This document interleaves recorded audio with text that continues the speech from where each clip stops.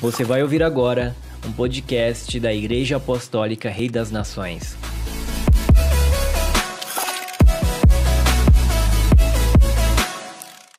Arrependei-vos e caide no Evangelho. Vou repetir o 15, a minha ênfase vai ser nessa declaração aqui. O tempo está cumprido e é chegado o reino de Deus. Arrependei-vos e caide no Evangelho.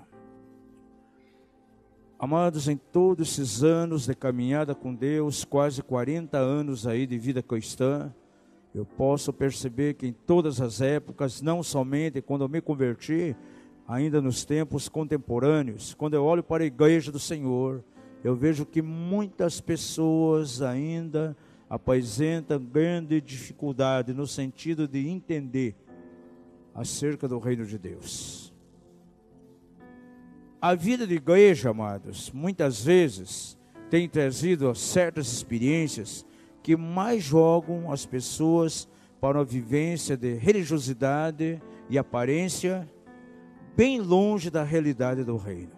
Se você estudar os evangelhos, você vai ver que durante todo o tempo que Jesus esteve aqui, desenvolvendo o seu ministério, o tempo todo ele falou acerca do reino de Deus. A mensagem que estava na boca de Jesus era o reino de Deus. E por conseguinte, sobre a igreja, ele falou 2 vezes somente.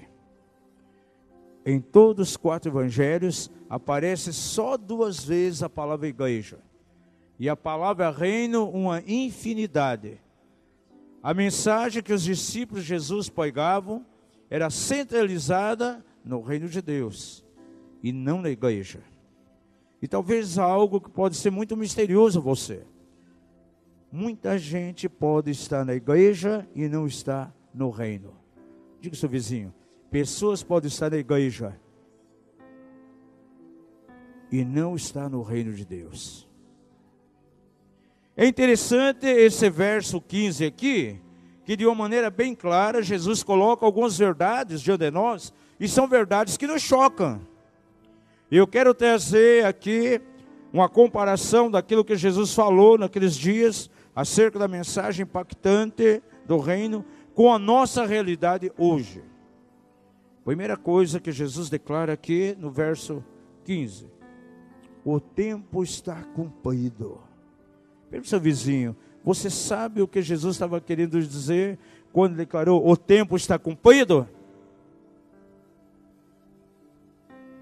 Jesus estava dizendo exatamente que era aquele o exato momento, era o agora de Deus, para a chegada do reino aqui na terra. Tem muita gente que tem uma visão completamente futurista, ele quer reinar com o Senhor lá no milênio.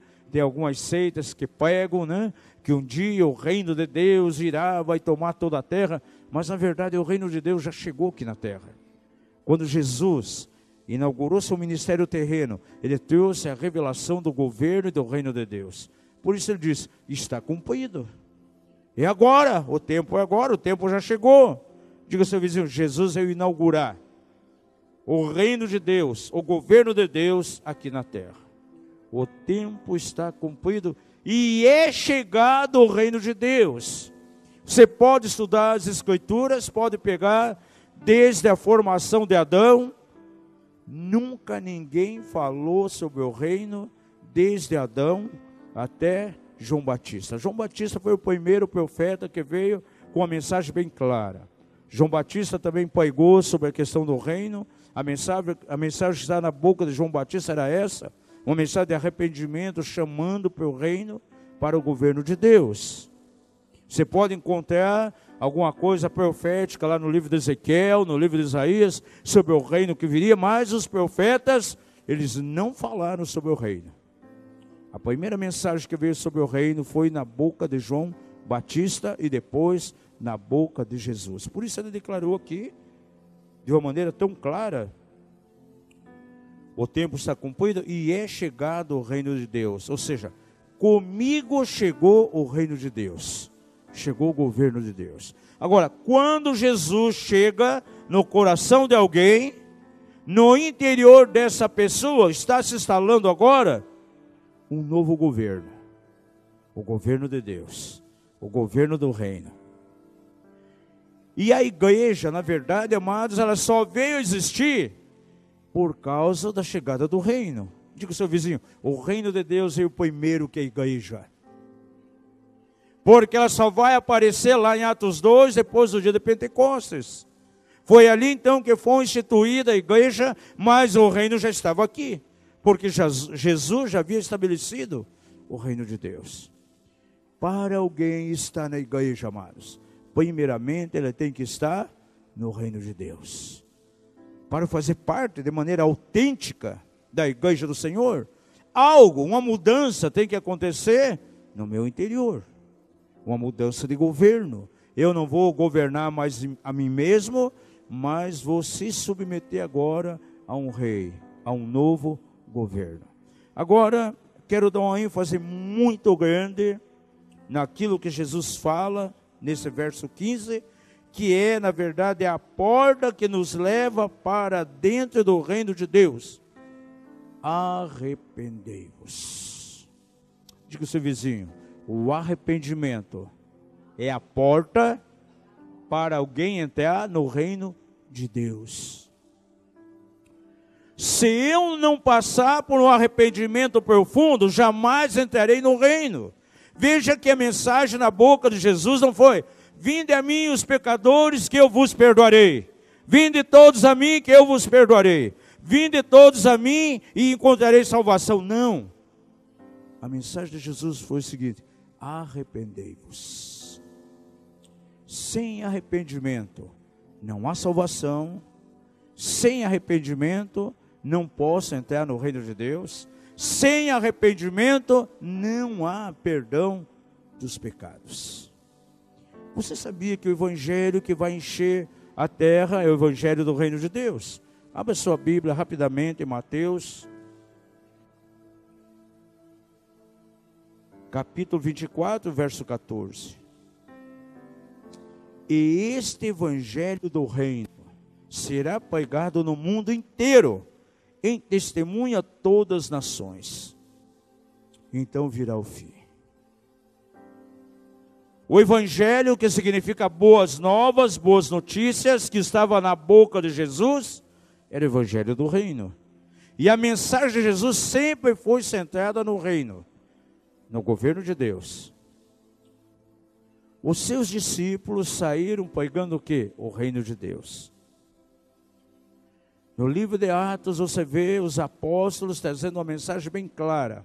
Paulo alugou uma casa e diz que ficou ali por tantos meses anunciando acerca do reino de Deus. Jesus, antes de ascender os céus, após a sua ressurreição, ficou tantos dias com seus discípulos ensinando o quê? Acerca do reino de Deus. E agora, o que me choca verdadeiramente no livro de Atos, todas as vezes que eu vejo o nome de Jesus sendo pregado, eu sempre vejo Jesus sendo anunciado, não como um Salvador. Talvez vai chocar você. A mensagem do reino, ela choca qualquer um. Chocou a mim quando comecei a ver essas coisas. Nenhum texto do livro de Atos, Jesus é oferecido às pessoas como um Salvador, mas sim como um Senhor. E sabe quando as pessoas foram salvas? Quando elas se submeteram ao senhorio, ao governo de Deus. No dia de Pentecostes, Pedro trouxe ali um sermão tremendo.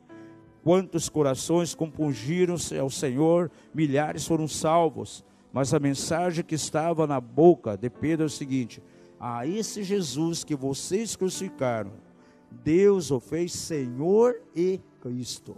Senhor, governo, domínio e ungido. Então eles se arrependeram e entraram para o reino de Deus. Que faremos, pois? Perguntaram a Pedro, para herdar a vida eterna. Arrependei-vos, arrependei-vos. Sempre foi essa a mensagem. Abra lá em Atos 3,19.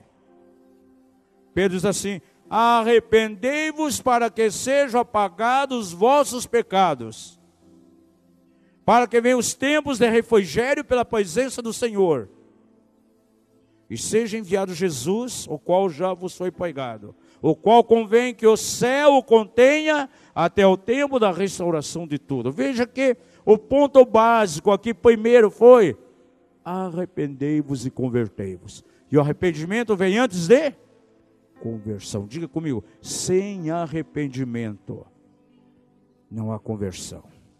E você pode ter dentro da igreja muitas pessoas ali, porém, quantas nunca se arrependeram? E por não se arrepender, não estão no reino de Deus. Peguei uma reunião aqui, lembra o que Jesus falou para Nicodemos?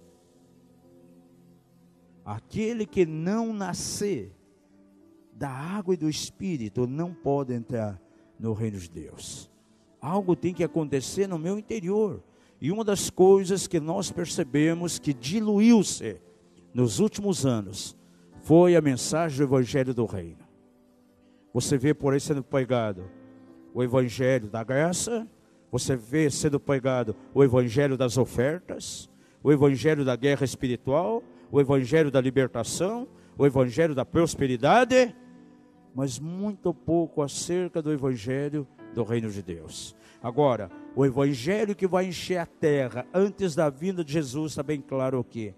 E este Evangelho do Reino será pregado em testemunho a todas as nações, e então virá o fim. A manifestação, a revelação da graça de Deus, a revelação dos dons, a revelação de cura interior, libertação, é simplesmente um resultante que vem sobre a vida das pessoas quando elas se posicionam e estão dentro do reino de Deus. Diga comigo: se não houver arrependimento, nunca haverá entrada para o reino de Deus. Algo tem que acontecer dentro de mim. Há uma mudança. Essa palavra arrependimento, pediu o Guilherme que coloque ali, no original grego ela tem um sentido muito forte. Significa mudar a maneira de pensar, mudar os pensamentos. A palavra é metanoia. Mude de ideia, mude a maneira de pensar.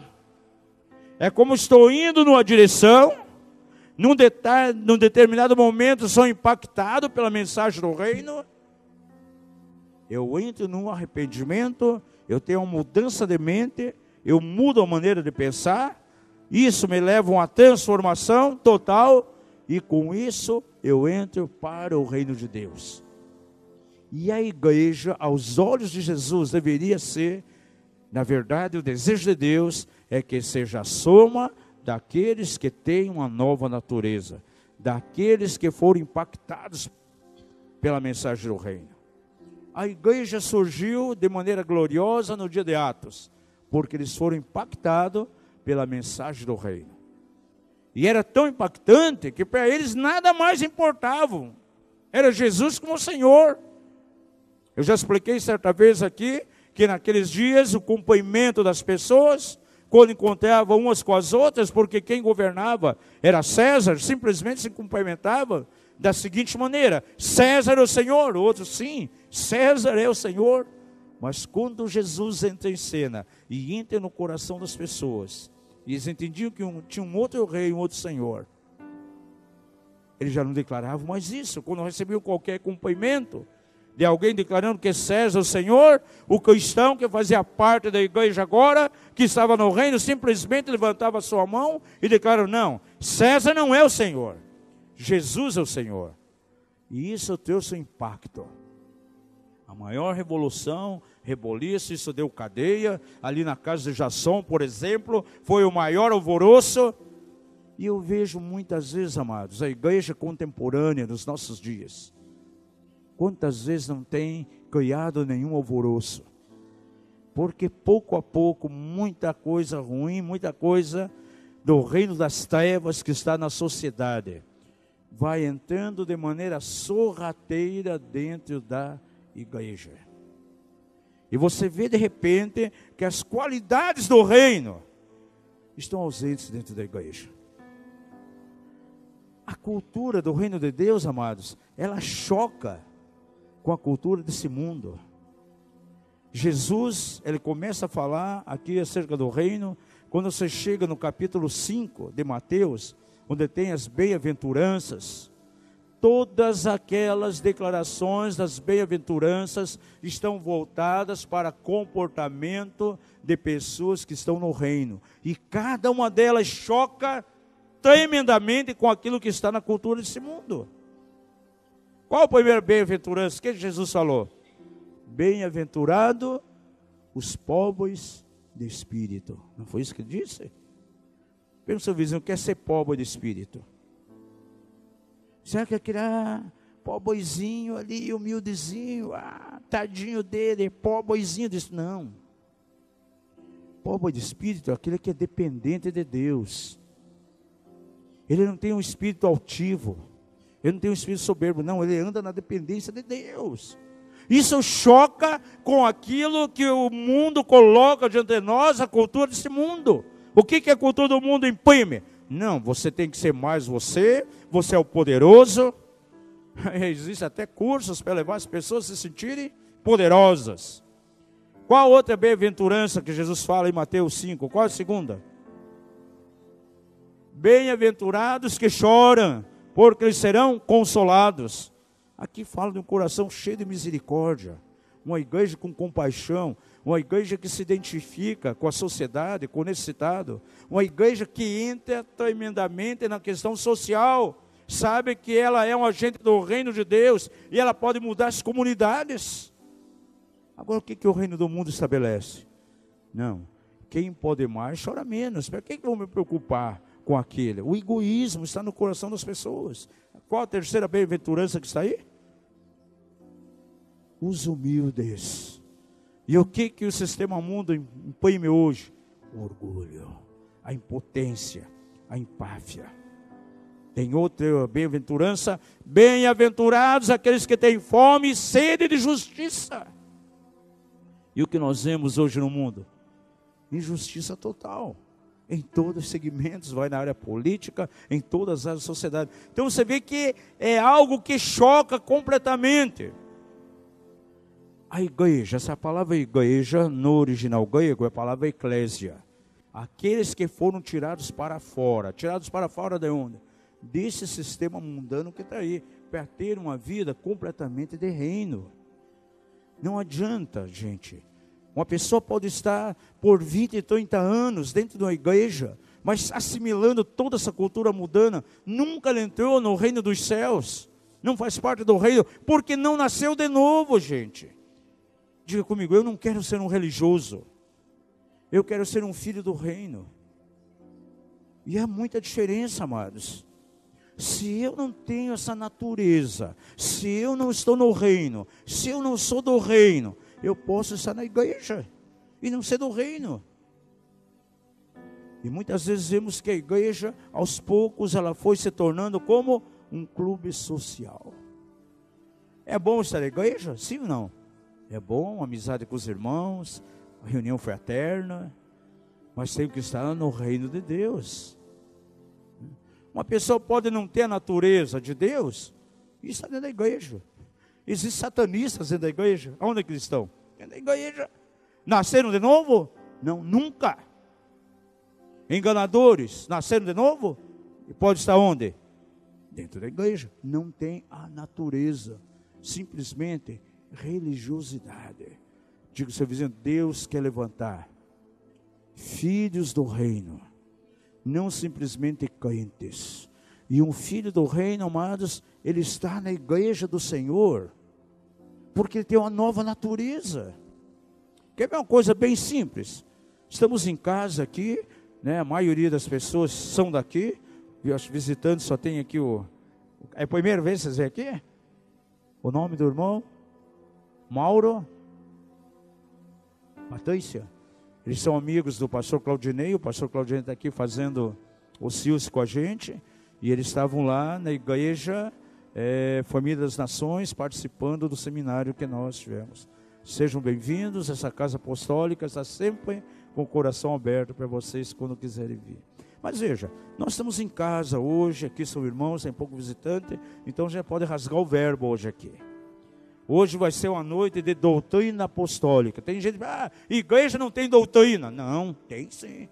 E doutrina do reino, doutrina apostólica. Veja, quais foram os 2 sacramentos, os únicos 2 sacramentos que Jesus deixou à sua igreja? Batismo e ceia. E muita pessoa acha que o batismo e a ceia do Senhor é simplesmente um ritual vazio. Gente, você não sabe o conteúdo que tem voltado à questão da visão do reino. Essas 2 experiências.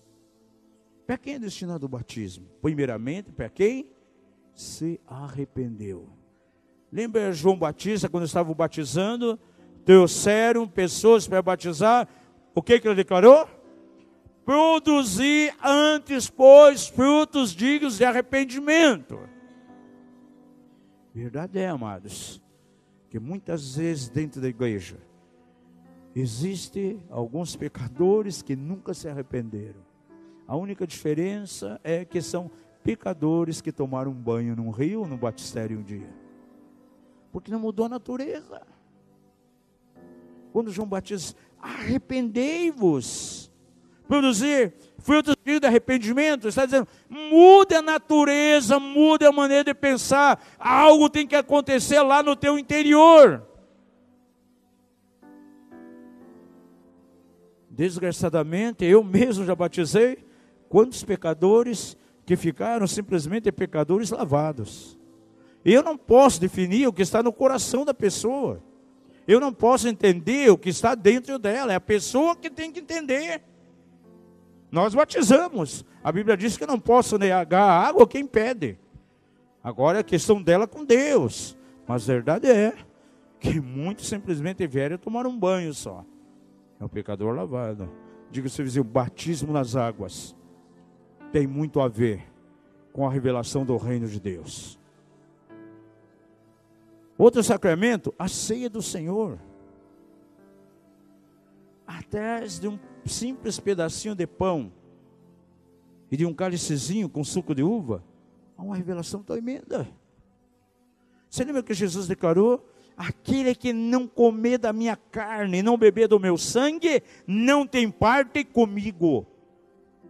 E Jesus era a figura central do reino de Deus, ou seja, aquele que não estiver comprometido com o meu governo, com o meu reino, o meu domínio, não tem parte comigo. E quando nós participamos da ceia, amados, nós estamos fazendo exatamente essa declaração. Estamos comendo,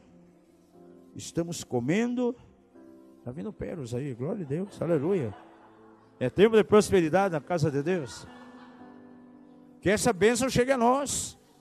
Tem um DVD, quem já viu o dedo de Deus? É um DVD, um dia nós vamos passar aqui na igreja. É uma coletânea de coisas tremendas que estão acontecendo em toda a terra. Tem um casal, ancião já, são velhos. Eles vão pregar em algumas igrejas. Eles abrem a Bíblia, estão pregando. De repente começa a cair sobre as pessoas maná. O mesmo maná do Velho Testamento. E as pessoas sobre as quais vão caindo, recebem cura na hora. Outro irmão pega, a pessoa bota a mão no bolso, quando tira, está cheio de pedras preciosas. Quantos creem nisso? Você crê em milagres criativos de Deus? Eu creio. Jesus falou que veríamos obras maiores que aquelas que Ele fez. Estamos vivendo o tempo das obras maiores. Mas vamos voltar ao assunto. A ceia é muito importante, amados. Eu falei no início que alguém que é inserido na igreja é porque primeiramente ele teve o impacto do reino, ele se arrependeu, entrou no reino.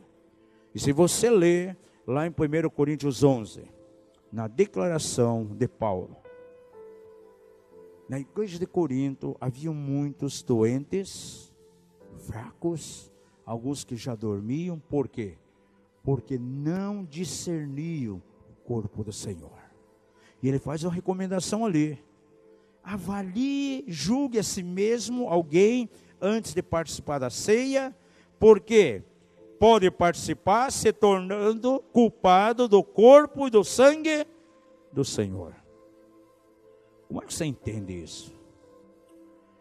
Vamos começar a desmistificar algumas coisas e já trazendo alguns ensinos sobre como nós vemos a ceia aqui nessa casa. Primeira pergunta que eu faço a você: quem pode participar da ceia? É somente aqueles que já foram batizados nas águas? Os que não foram batizados podem participar também? A ceia é para aqueles que foram incluídos aonde? Na igreja. Se alguém se arrepende, se ele converte genuinamente, naquele momento ele tem uma nova natureza, ele tem a natureza divina, ele tem a natureza do reino, ele está capacitado para participar da ceia, visto que naquele momento ele já foi inserido na igreja. Ele está na igreja já. As denominações dizem o seguinte: não, só é considerado membro depois que é batizado e recebe ali o diplomazinho de batismo. Gente, sabe o que é isso? Isso é religião, é religiosidade. No reino de Deus não tem isso. A partir do momento que a pessoa se converte, está no reino. Pedro, ele pegou uma mensagem, as pessoas se converteram, foram batizados na hora. Então a pessoa, quando ela recebe Jesus, ela já está no reino, tem uma nova natureza, então ela pode participar da ceia. Não precisa esperar batismo. Alguém um dia se escandalizou, viu que, mas eu acho que não venho mais aqui, vocês dão ceia para criança. Gente, quando nós ministramos nossos filhos, crianças pequenininhas, veja bem, até eles atingirem a idade da razão, elas são inocentes, elas não têm pecado, elas não têm do que se arrepender. A Bíblia diz que Jesus alimentou-se com mel e manteiga, até aprender a discernir o bem do mal, ou seja, até chegar à idade da razão. Então nós, quando ministramos a ceia, as crianças aqui, como pais, estamos declarando de maneira profética que elas servirão o Senhor, que elas estarão no reino de Deus, que elas estarão plantadas um dia na igreja do Senhor. Por isso nós temos essa conduta. Agora, Paulo, quando escreve aqui, ele diz assim que muitos não discerniam o corpo do Senhor. Ele estava dizendo que eles não discerniam o que era a igreja. E a igreja nada mais é que a somatória daqueles que entraram para o reino, daqueles que se arrependeram, daqueles que têm uma natureza divina. Então agora estão no reino de Deus. Agora, se eu não tenho essa natureza de Deus, se eu não nasci de novo, fruto do arrependimento, eu posso estar na congregação junto com os irmãos, porém não estarei no reino. Diga ao seu vizinho: você tem que estar na congregação, mas você tem que estar no reino também. Eu até nem sou muito favorável a essa palavra crente. A Bíblia fala que nós somos filhos do reino. Há uns anos atrás, acho que uns 2 anos atrás, publiquei, sempre a gente coloca algumas cápsulas de fé lá no Facebook para abençoar até as pessoas que seguem. E eu coloquei lá, algumas pessoas se chocaram, mas depois entenderam. Eu disse assim: há muitos anos atrás, há 40 anos atrás, eu era um crente. Mas de repente, eu comecei a entender algumas coisas na Bíblia, deixei de ser crente e virei evangélico. Mas depois de alguns tempos, entendendo algumas coisas das Escrituras, deixei de ser evangélico também. Me tornei um cristão e queria que as pessoas me chamassem de cristão. Mas à medida que amadureci, deixei de ser cristão também. Ou se perguntarem para mim: você tem religião? Não, não tenho religião. O que você é? Você é crente? Não sou. Você é evangélico? Também não sou. Você é um cristão? Também não sou. O que você é então? Eu sou aquilo que Jesus declarou: eu sou um cidadão nascido no reino de Deus, filho de Deus, com a natureza de reino. Então tem que tirar essa mentalidade, uma mentalidade completamente arcaica aí.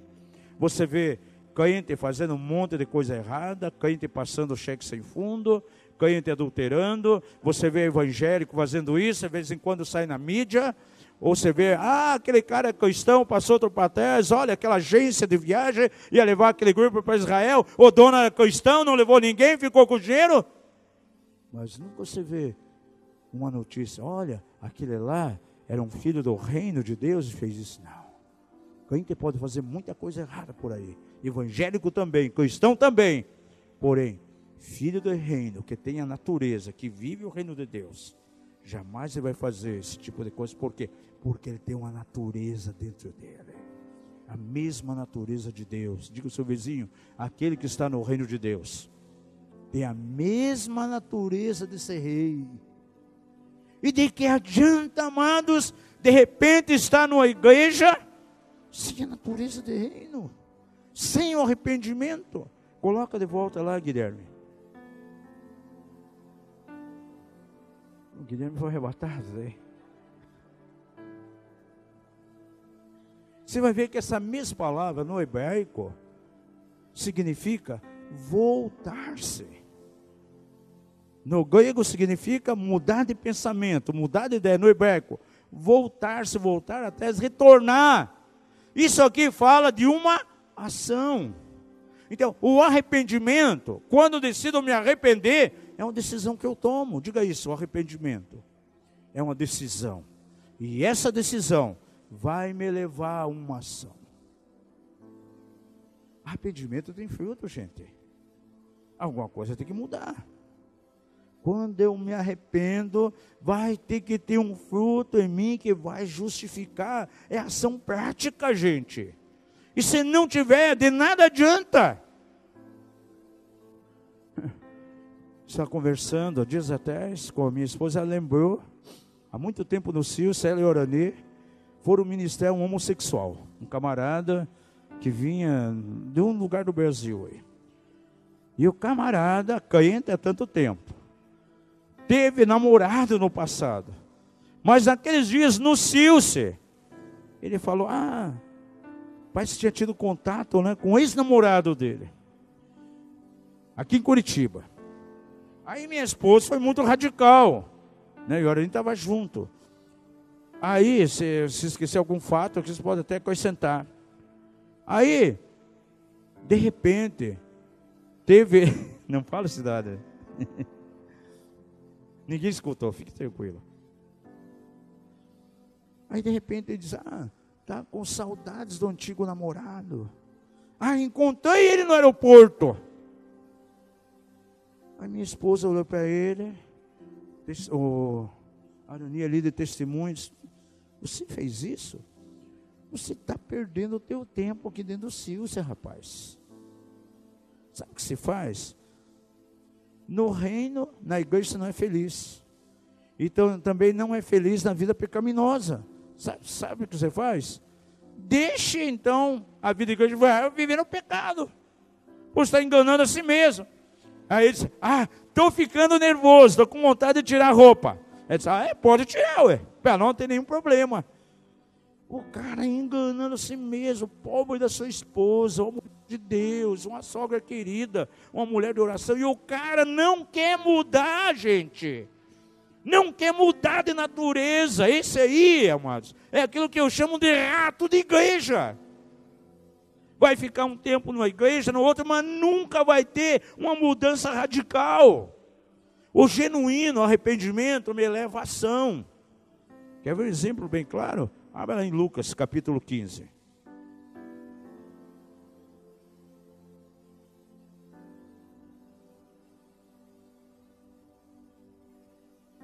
Olha que narrativa tremenda aqui, do filho pródigo. Analise comigo um pouco aqui. O filho pródigo era uma pessoa 100%? Completamente correto? Sim ou não? Não. Olha o que ele fez. Veja o verso 11. Disse-lhe mais, certo homem tinha 2 filhos. O mais moço deles disse ao pai, pai, dá-me a parte dos bens que me toca. Repartiu-lhes, pois, os seus haveres. E poucos dias depois, o filho mais moço, ajuntando tudo, partiu para um país distante. E ali desperdiçou seus bens, vivendo de maneira dissoluta. E havendo ele dissipado tudo, houve naquela terra uma grande fome. E começou a passar necessidades. Então foi encostar-se a um dos cidadãos daquele país, o qual mandou para os seus campos a apacentar porcos. E desejava encher o estômago com as alfarrobas que os porcos comiam, e ninguém lhe dava nada. Caindo, porém, em si disse, quantos empregados de meu pai tem abundância de pão e eu aqui pereço de fome. Veja que no verso 18, começa um tempo de decisão. Alguma coisa começa a acontecer no coração do filho pródigo. Veja, ele estava na casa do pai, tinha tudo aquilo que ele precisava. De repente, desonra o pai, pede a parte da sua herança, é concedida. Ele vai, gasta tudo que tem uma vida dissoluta, vivendo num caos. Ao ponto de comer os próprios alimentos que os porcos comiam. Mas diante dessa situação, algo brota no coração dele. Verso 18. Levantar-me-ei, irei ter com meu pai, e direi: Pai, pequei contra o céu e diante de ti. Amados, sabe o que é isso? Arrependimento. Então não importa o que a pessoa fez, não importa no que ela se envolveu, mas se no coração dela há uma decisão firme, um propósito firme de arrependimento, é o que vai honrar Deus. E isso vai levar ela a uma decisão. Veja mais adiante. Ele continua declarando: já não sou digno de ser chamado teu filho. Trata-me como um dos teus empregados. Verso 20 vem a ação. Levantou-se, pois, e foi para seu pai.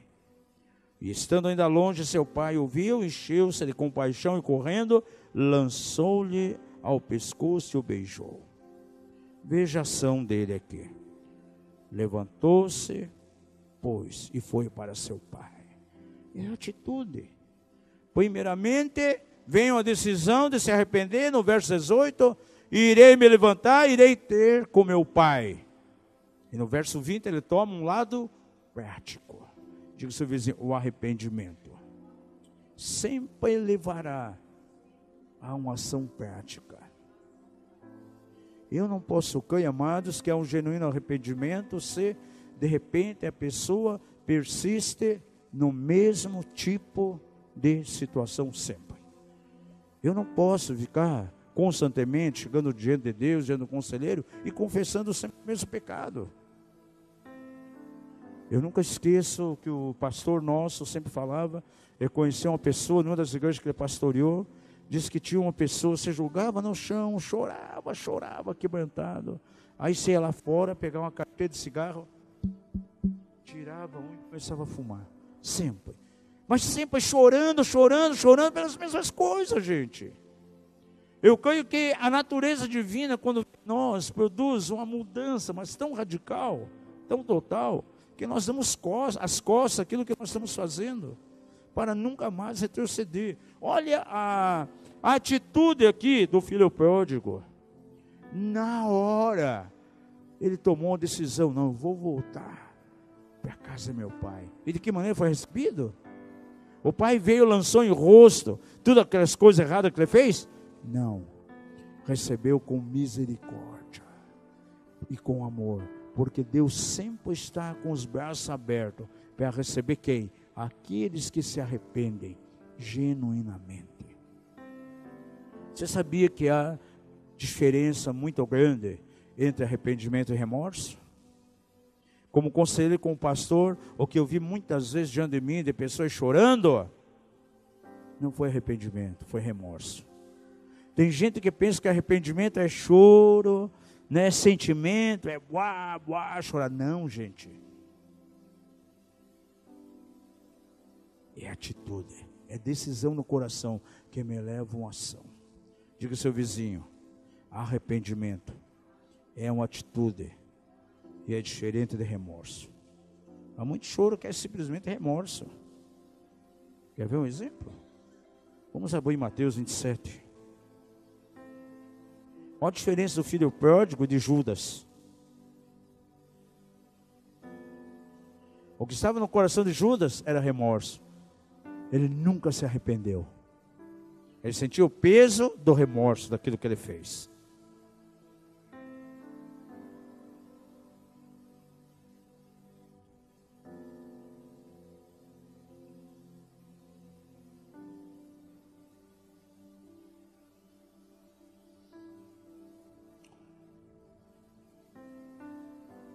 Pedi para o Guilherme colocar ali a palavra remorso.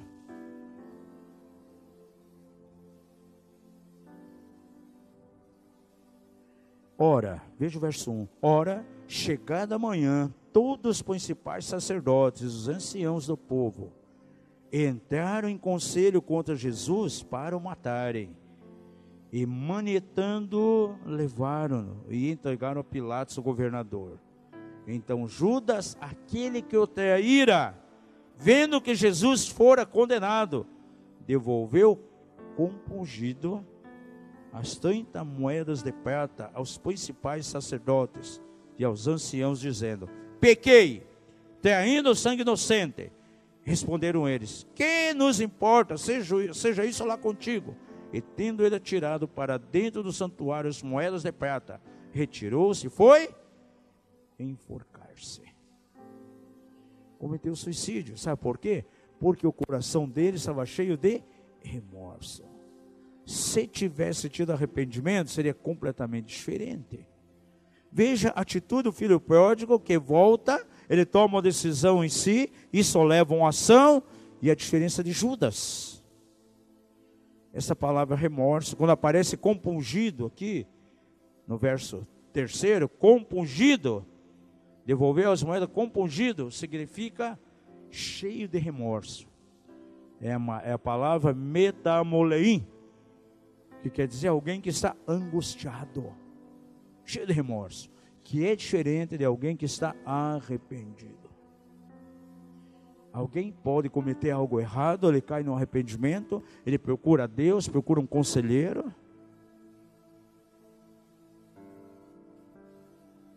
Se ele está arrependido, pode não ter choro nenhum nele, mas tem uma atitude de mudança. E alguém pode procurar um conselheiro, um pastor, um líder, pode chorar. Na semana seguinte, no mês seguinte, está fazendo a mesma coisa. Porque nunca houve arrependimento. É difícil essa pessoa para ter uma entrada verdadeiramente no reino de Deus. Diga ao seu vizinho: não adianta choro e remorso. O que Deus espera é arrependimento. Jesus diz assim, através de Davi: aquele que confessa e deixa, alcançará misericórdia. Não é isso que diz lá o texto? Em Provérbios, né? Não é Salmos. Então não é Davi. Salomão declarou. Veja lá Provérbios 28:13. Aquele que confessa e deixa, alcançará o quê? A misericórdia do Senhor. Não adianta, amado, só confessar e não deixar. O começo do verso diz assim: aquele que retém essas coisas em si, nunca ele vai prosperar. Aqui não está falando somente de situação material, amados. É o bem-estar da nossa alma. E alguém pode permanecer doente, enfermo diante de Deus, porque temos tantos seminários de cura interior, libertação, para tratar com essas feridas da alma. Agora tem pessoas, muitas vezes, estão num estado tão terrível na sua saúde espiritual, porque talvez muitas vezes só confessa e nunca deixa. Dali poucos dias está envolvido na mesma coisa novamente. É o tipo de pessoa que não toma uma decisão de arrependimento, de mudança. E por isso ela nunca tem uma ação. Vamos abrir na carta de Pedro, 2 Pedro. Pergunta se seu vizinho: está pesado hoje? Diga: é doutrina apostólica. É evangelho do reino, gente. Pedro ele fala o seguinte, 2 Pedro 2,19. Eu acho muito forte isso daqui, gente.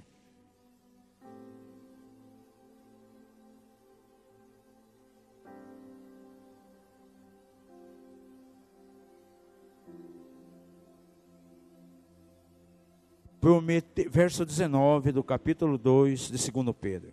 Prometendo-lhes liberdade, quando eles mesmos são escravos da corrupção. Porque de quem um homem vencido, do mesmo é feito escravo. Se há algo que me aprisiona, amados, eu sou escravo disso. E de que adianta eu chegar a prometer para alguém, olha, Jesus traz liberdade, Jesus faz isso, Jesus pode abrir uma porta para você, Jesus pode operar isso, se na minha vida não acontece isso. Prometendo liberdade enquanto eu mesmo estou em cativeiro. Verso 20. Porquanto se depois de ter escapado das corrupções do mundo, pelo pleno conhecimento do Senhor Salvador Jesus Cristo, ficam de novo envolvidos nelas e vencidos, tornou-se o último estado pior do que o primeiro. Ficar vencido por uma coisa que saiu dela. 20 anos fizemos esse Ilse. Só que a gente ministrar a libertação já bem antes. Há muitos anos antes do Ilse. E em todos esses anos, eu tenho chegado a uma conclusão séria. Libertação coletiva para as pessoas é uma grande bênção. Passar um tempo com a ficha ministrando a pessoa é uma bênção tremenda. Tanto é que nós temos inúmeros testemunhos de pessoas que dão aqui, que com a ministração mudou a vida dela. É uma grande bênção. No entanto, uma ministração coletiva, participar de um seminário de libertação, alguém passar por uma ministração, pode ser uma bomba H também. Se ela não admitir algumas posturas na sua vida. Ela tem que deixar algumas coisas e ela tem que tomar uma decisão firme, se arrepende e deixar aquilo. Porque se ela passa por uma ministração de 3, 4 horas, onde o ministrante vem, quebra a fortaleza, ministra com o interior, e de repente ela não assume um compromisso em manter aquilo que ela recebeu, você sabia que ela pode ficar pior do que estava? Anos atrás, uma família aqui da cidade, toda a família foi ministrada, a mãe e as 2 filhas. As 2 filhas foram ministradas iguais, dentro do mesmo aspecto. Uma era solteirona, pós a ministração, já apareceu um varão de Deus, casou-se, feliz, com casa, carro. Olha as decisões das pessoas. Essa moça estava numa igreja tradicional e ela mexia com reiki, que é coisa nova era. Quando ela ouviu a mensagem lá da grande renúncia, eu disse, não, isso aí está errado, eu não vou fazer mais. Mas era o tipo de massagem que ela mais fazia, ela ganhava muito dinheiro. Ela chegou para nós e disse, olha, eu vi que não é do Senhor, é nova era, eu vou deixar isso, Deus vai abrir uma porta para mim diferente. Gente, com 1 mês e pouquinho, uma clínica chamou ela para massagens pós-cirurgia facial, pós-operatório, e gostaram do trabalho dela. A clínica chamou para ganhar muito mais do que ela ganhava com o reiki. Gente, 3 vezes mais que ganhava. Ela disse, olha, tudo pela libertação. Não foi só pela libertação, porque ela tomou algumas decisões no coração dela. Tudo que estava errado na vida dela começou a ajustar. Pouquinhos meses, apareceu um varão de Deus, casou, feliz. A irmã recebeu a mesma ministração. Não posicionou como deveria. Os antigos pecados continuou praticando. Lá na frente, sabe qual foi a triste notícia que recebemos? Pela própria mãe que nos ligou. Completamente mundanizado, encharcalhado no mundo, envolvida em pecados sexuais, até um aborto tinha praticado, tinha matado, engravidou e mandou matar o nenê. E passou por ministração. Se a pessoa não assume algumas responsabilidades, Jesus estabeleceu um princípio, quantas vezes pior fica. O espírito maligno saindo de alguém anda por lugares áridos buscando repouso, não encontrando, volta. Voltarei para o lugar de onde saí. Só que não volta só. Volta 7 vezes mais. O último estado é pior. E é o que está dizendo aqui. Olha, porque se depois de ter escapado da corrupção do mundo, pelo pleno conhecimento do Senhor e Salvador Jesus Cristo, ficam de novo envolvidos no quê? nas coisas onde já haviam saído antes, e são vencidos por ela. Tornou-se o último estado pior do que o primeiro. Agora, quem está falando isso? É o pastor Olivier aqui? Não, é palavra, estou só lendo a Bíblia, gente. Porque melhor lhes fora não terem conhecido o caminho da justiça, conhecendo, desviaram-se do santo mandamento de que lhes fora dado. Deste modo, sobrevém a eles o que diz esse provérbio verdadeiro: volta o cão ao seu vômito, e a porca lavada volta a revolver-se aonde? No lamaçal. Por quê? Está com aquela natureza. O arrependimento me leva a mudança de natureza, amados. Se não há arrependimento, essa natureza nunca é mudada. A pessoa vai fazer as mesmas coisas. E o Senhor nesse dia não quer choro, não quer remorso. Ele quer arrependimento profundo. Porque o arrependimento leva a mudança de ação, leva a atitude. Diga isso, um genuíno arrependimento leva a atitude. Agora, remorso faz com que a pessoa permaneça, vai ficar sempre daquela maneira.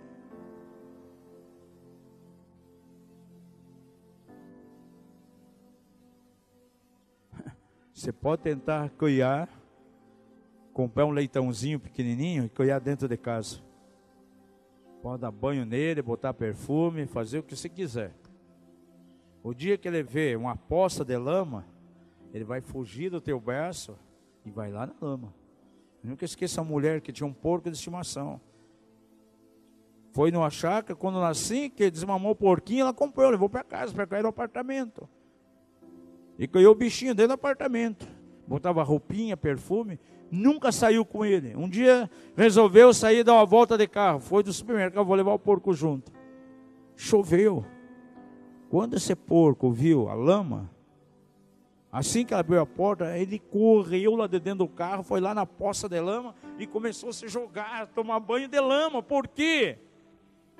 É a natureza dele, gente. Não adianta. Tem que mudar a natureza. E o arrependimento me leva a uma mudança de natureza.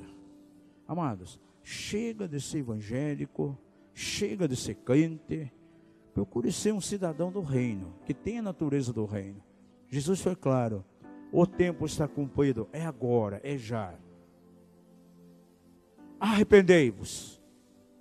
Ou seja, mude as atitudes, porque é chegado o reino de Deus.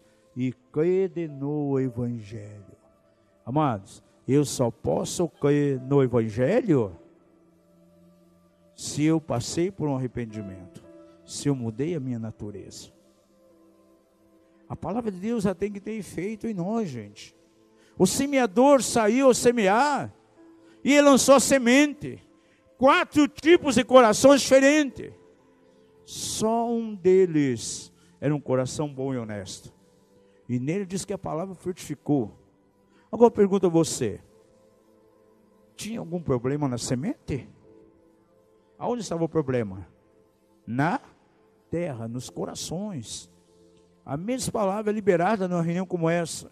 E algumas pessoas vai libertar, vai trabalhar, vai gerar fé no coração dela, vai gerar uma viva esperança. Aquilo que ensinamos ela pratica, isso traz um rompimento na vida dela.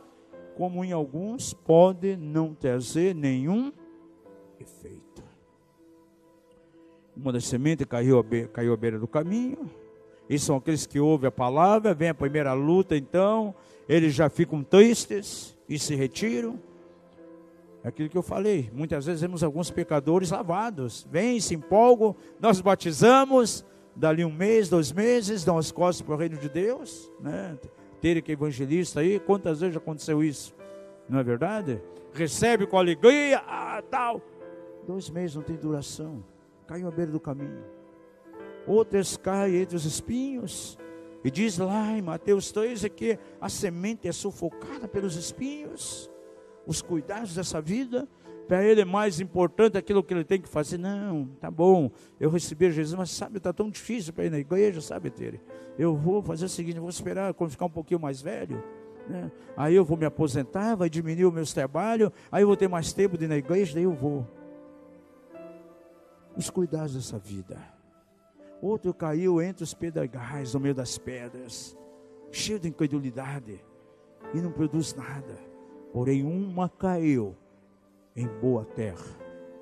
E uma boa terra, disse Jesus, é um coração bom e honesto. É aquele que vai ouvir e vai procurar em prática. E eu quero encorajar essa casa aqui, a cada domingo, a cada ensino que é trazido, na verdade, amados, que você coloque em prática aquilo que é ensinado.